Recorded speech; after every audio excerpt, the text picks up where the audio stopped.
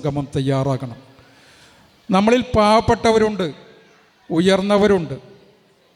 പാവപ്പെട്ടവർക്ക് ഉയർന്നവരെ കാണുമ്പോൾ അവരോട് സംസാരിച്ചാൽ അവർക്ക് എന്ത് തോന്നുമെന്നുള്ളൊരു ധാരണ. സമ്പന്നരായ ആളുകൾക്ക് മറ്റുള്ളവർ ചിലപ്പോൾ അറിയാതെ പോയിട്ടുണ്ടാവാം. പരിചയപ്പെടലുകൾ വളരെ ചുരുക്കം.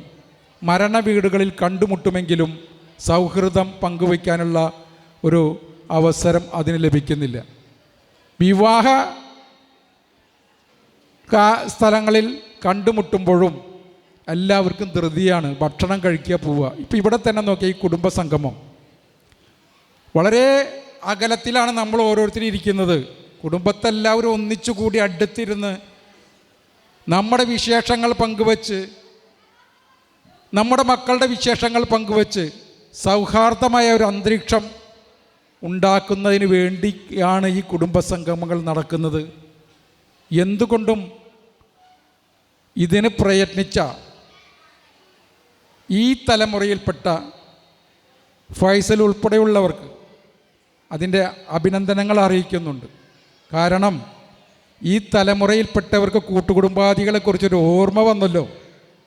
ആ ഓർമ്മ ഓരോരുത്തരിലും ഉണ്ടാക്കിയെടുക്കേണ്ടതാണ് ഈ കുടുംബസംഗമത്തിൻ്റെ തന്നെ പ്രധാന ലക്ഷ്യം. പുതിയ വീട് തറവാട്ടിൽ ഒരുപാട് പൊതുപ്രവർത്തകരുണ്ട്. ഈ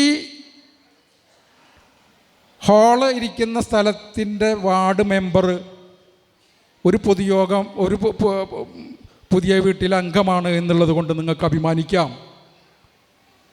അതോടൊപ്പം വളർന്നു വരുന്ന വിവിധ മേഖലകളിൽ നിന്നും വരുന്ന പുതിയ വീട്ടിലെ പൊതുപ്രവർത്തകരെ ഇരു കൈയും നീട്ടി സ്വീകരിക്കാൻ നിങ്ങൾ തയ്യാറാവുകയും നിങ്ങളോടൊപ്പം അവരെ നിർത്തുകയും നിങ്ങളുടെ പ്രശ്നങ്ങളിൽ ഇടപെടിപ്പിക്കുകയും ചെയ്യുമ്പോൾ ഒരു വലിയ മാറ്റം ഉണ്ടാക്കിയെടുക്കാൻ സാധിക്കും.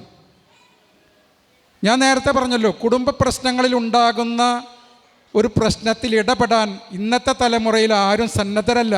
സ്വന്തം കുടുംബങ്ങളിലേക്ക് ചുരുങ്ങി പോവുകയാണ്. ഞാൻ എന്തിനാണിപ്പോൾ അവരുടെ കുടുംബത്തിൽ പോയിട്ട് അവരുടെ കാര്യങ്ങൾ പ്രശ്നങ്ങളുണ്ടാക്കി അവരുടെ മുഖം കറുപ്പിക്കുന്നതിന് വേണ്ടിയിട്ടാണ്? അതിനൊന്നും ആവശ്യമില്ല, ഞാൻ എൻ്റെ സ്വന്തം കാര്യം നോക്കി നടക്കുക. അങ്ങനെ വരുമ്പോൾ തന്നെ ചിത്രീകരണം തുടങ്ങി. അങ്ങനെ ഒരു മനസ്സ് ഉണ്ടാവരുത്.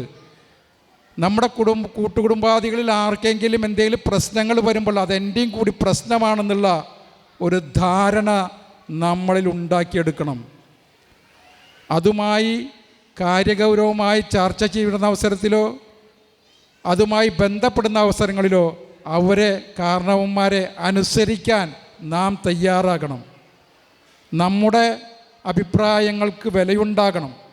ആ വിലയുണ്ടാകേണ്ടത് കുടുംബ ബന്ധങ്ങളെ ദൃഢമാക്കുന്നിടത്താകണം. ഇതിനു വേണ്ടിയുള്ള പരിശ്രമങ്ങളാണ് ഇന്നത്തെ തലമുറയിൽപ്പെട്ടവർ നടത്തേണ്ടത്. ഇന്നത്തെ ഈ തലമുറയിൽപ്പെട്ട ഒരുപാട് ആളുകളെ നമുക്ക് നഷ്ടപ്പെട്ടു. ഈ പുതിയ വീട്ടിൽ തറവാട്ടിൽ നിന്ന് തന്നെ ഈ മഹലിൻ്റെ ഏറ്റവും വലിയ മാറ്റത്തിന് നാന്ദി കുറിച്ച മഹല്ല് സംരക്ഷണ സമിതി എന്ന യുവാക്കളുടെ എല്ലാവരെയും ചേർത്തി കൊണ്ടുപോകുന്ന ഒരു കൂട്ടായ്മയുടെ ഭാഗമായി മഹല്ല് സംരക്ഷണ സമിതിയുടെ രൂപീകരണത്തിൽ മുഖ്യ പങ്ക് വഹിച്ചതും അതിൻ്റെ ആദ്യത്തെ ആ സംഘടനയുടെ പ്രസിഡൻ്റായതും പുതിയ വീട്ടിൽ കൊച്ചുമോൻ എന്ന് പറയുന്ന അബ്ദുൽ ഖാദിർക്കാരുടെ മകനാണ്. അവർക്കാണ് ഈ കുടുംബസംഘം സംഘടിപ്പിക്കുന്നത്. അദ്ദേഹം മരണപ്പെട്ടു. ഗഫൂർ നമുക്ക് നഷ്ടപ്പെട്ടു. ഈ അടുത്ത കാലത്ത് ഏറ്റവും ചെറുപ്പത്തിലെ പക്കർക്കാട മകൻ യൂസുഫ് അലിയെ നഷ്ടപ്പെട്ടു. അങ്ങനെ പലവരും നഷ്ടപ്പെട്ടു. അബ്ദുറഹ്മാൻ ക, മുഹമ്മദ് ക, പക്കർ ക എന്ന് വേണ്ട, ഇപ്പം നമുക്കറിയാവുന്ന, ഞാൻ ഈ പേരുകളൊക്കെ പറയുന്നത് ഈ കാലഘട്ടത്തിൽ എനിക്ക് നഷ്ടപ്പെട്ട ആളുകളുടെ പേര് വിവരം വെച്ച് പറഞ്ഞെന്ന് മാത്രമേ ഉള്ളൂ. അപ്പോൾ നമുക്ക് പിരിയേണ്ടവരാണ്. ഈ ദുനിയാവിൽ അള്ളാഹു നമുക്ക് സ്ഥാപിച്ച് തന്നിട്ടുള്ള സമയം എത്രയാണെന്ന് നമുക്ക് പോലും നിശ്ചയിക്കാൻ കഴിയില്ല. ഒരു പക്ഷേ ഈ കുടുംബ സംഗമത്തിൽ നിന്നും നാം പുറത്തു പോകുമ്പോൾ നാളെ കണ്ടുമുട്ടുമോ എന്നറിയില്ല. അപ്പോൾ നാം ചിന്തിക്കേണ്ടത് നമ്മുടെ സ്വന്തം കാര്യമല്ല, മറ്റുള്ളവർക്കും കൂടി സന്തോഷം പകരുന്ന കാര്യം നമുക്ക് എന്ത് ചെയ്യാൻ സാധിക്കും എന്നുള്ളിടത്താണ് നാം ചിന്തിക്കേണ്ടത്. ഇത്തരം കുടുംബ സദസ്സുകളും കുടുംബ യോഗങ്ങളും അതിനൊരു മാതൃകയായി തീരട്ടെ. പരസ്പരം ആശ്ലേഷിച്ച് പരസ്പരം സുഖദുഃഖങ്ങൾ പരസ്പരം ആശയവിനിമയം നടത്തി മുന്നോട്ട് പോകാൻ ഈ പുതിയ വീട്ടിൽ കുടുംബസംഗമത്തിന് സാധിക്കുമാറാകട്ടെ. അതോടൊപ്പം നിങ്ങളിൽ പാവപ്പെട്ട ആളുകളെ ഉയർത്തിക്കൊണ്ടുവരാൻ, നിങ്ങളിൽ സാമ്പത്തിക ശേഷി ഉള്ളവർ കുറച്ച് കാലഘട്ടത്തേക്ക് ഒരു നിശ്ചിത സംഖ്യ എടുത്ത് പാവപ്പെട്ടവരെ, ഈ പുതിയ വീട്ടിലെ പാവപ്പെട്ടവരെ ഉയർത്തിക്കൊണ്ടുവരാൻ ഒരു ഫണ്ടുണ്ടാക്കി ഏതെങ്കിലും ബിസിനസ്സുകൾക്ക്, ഉറപ്പുള്ള ബിസിനസ്സുകൾ തിരിച്ചു കിട്ടും ഇല്ലെങ്കിൽ അവരെ രക്ഷപ്പെടും എന്നുള്ള ഉറപ്പുള്ള കാര്യങ്ങളിലേക്ക് ആ ഫണ്ട് ഉപയോഗിച്ചുകൊണ്ട് ദാരിദ്ര്യത്തിൽ നിന്നും കടങ്ങളിൽ നിന്നും മോചിപ്പിക്കുവാനുള്ള ഒരു പദ്ധതി കൂടി നിങ്ങൾ തയ്യാറാക്കി ഈ കുടുംബ സദസ്സുകളെ ഭദ്രത ഉറപ്പുവരുത്തണമെന്ന് സാന്ദർഭികമായി ഉണർത്തിക്കൊണ്ട് ഞാൻ എൻ്റെ വാക്കുകൾ ഉപസംഹരിക്കുകയാണ്. എന്തായാലും നിങ്ങളുടെ ഈ കുടുംബ സംഗമത്തിൻ്റെ ഒരു ഉദ്ഘാടകനായി എനിക്ക് എത്തിപ്പെടാൻ സാധിച്ചതിൽ ഞാൻ വളരെയധികം നിങ്ങളോട് നന്ദിയുള്ളവനാണ്. കാരണം കുടുംബ ബന്ധങ്ങൾ അന്യം വന്നു പോകുന്ന ഈ കാലഘട്ടത്തിൽ ഇത്തരം സദസ്സുകളെ, ഇത്രയും ആളുകളെ, കുടുംബാദികളെ കാണാനും അവരുമായി സൗഹൃദം പങ്കുവയ്ക്കാനും സാധിക്കുക എന്നുള്ളത് ഒരു ചെറിയ കാര്യമല്ല. നാം ഒരു കാര്യം ചിന്തിക്കേണ്ടതുണ്ട്. പരിശുദ്ധ ദീൻ തന്നെ പറയുന്നത് കുടുംബ മഹാത്മ്യം അനുസരിച്ച് കൊണ്ടായിരിക്കണം, തറവാട് കണക്കിലെടുത്തുകൊണ്ടായിരിക്കണം വിവാഹ ജീവിതം പോലും നിശ്ചയിക്കേണ്ടത് എന്നാണ്. ഈ മാലിലെ ഏറ്റവും വലിയ ഒരു തറവാടാണ് പുതിയ വീട് തറവാട് എന്ന് ഉദ്ധസ്നേഹം പറയാൻ സാധിക്കും. ഈ തറവാടിൻ്റെ നിലനിൽപ്പും അതിൻ്റെ ഐക്യവും എന്നും നിലനിൽക്കട്ടെ, കൂടുതൽ വ്യാപിക്കട്ടെ എന്നുകൂടി ആശംസിക്കുകയാണ്. ഈ സദസ്സ് ഉദ്ഘാടനം ചെയ്യുക എന്നുള്ളതാണ് എൻ്റെ കർത്തവ്യം എന്നുള്ളത് കൊണ്ട്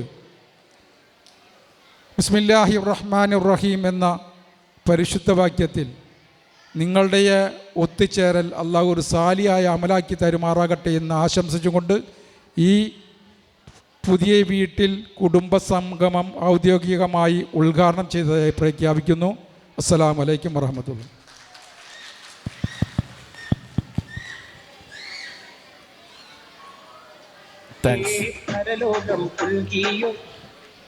വളരെയധികം നന്ദി സലാംക. എന്തായാലും നമ്മുടെ ഈ പുതിയ വീട്ടി തറവാടിനെക്കുറിച്ച് കുറേയധികം ഓർമ്മകളും നമ്മളെക്കാൾ ഉപരി കുറേയധികം കാര്യങ്ങളും സലാംക സംസാരിച്ചു. വളരെയധികം നന്ദി സലാംക.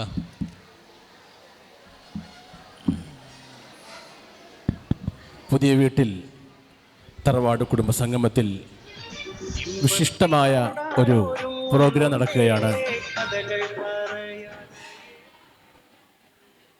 വേരുകൾ തേടി നമ്മുടെ പരമ്പരകൾ, നമ്മുടെ കാരണവന്മാർ, ഒരു കാരണവന്മാരുടെ എല്ലാ പേരുകളും അവരുടെ മക്കളും അടങ്ങുന്ന ഒരു കാറ്റലോഗിൻ്റെ പ്രകാശനം പുതിയ വീട്ടിൽ കുഞ്ഞുമുട്ടി മകൻ ഇബ്രാഹിം മകൻ ആലി, മഹല്ല് പ്രസിഡന്റ് ജനാബ് അബ്ദുസ്സലാം സാഹിബിന് നൽകി പ്രകാശനം ചെയ്യുന്നു. ഇരുവരെയും ആദരപൂർവ്വം പുതിയ വീട്ടിൽ തറവാട്ടിന് വേണ്ടി ക്ഷണിക്കുന്നു. സലാം.